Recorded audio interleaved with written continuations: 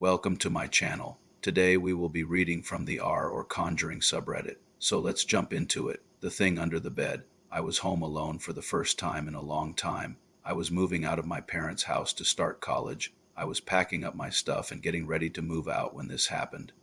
So I was in my room packing up all my clothes and shoes, and then I needed to get something out of my closet. I don't remember what it was, but I do remember that in order to get to it, I had to move my bed.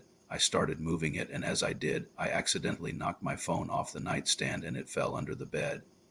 Well, I didn't want to crawl under there to get it because it was a really tight fit and I didn't feel like getting on my hands and knees. So I reached under the bed to try to grab it. That's when my hand brushed against something else. I tried to ignore it and just grab my phone, but it sort of grabbed me at the same time. I pulled it out and it was definitely a hand.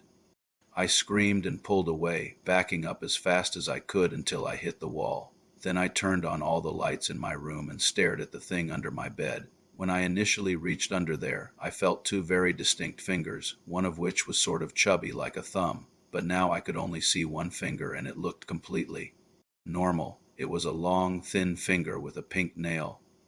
The finger moved slightly and then retracted back under the bed. I got so pissed, I grabbed a baseball bat that was leaning against my closet door and started screaming and yelling and making a ton of noise.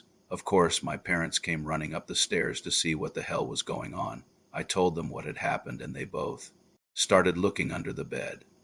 They couldn't see anything and neither could I after a while, so we decided that I should just go spend the night in my sister's room. The next morning, though, I got up early and went back to my room to get the rest of my stuff. As soon as I opened that door and stepped in, I felt a sense of dread wash over me. I didn't want to be in there by myself again.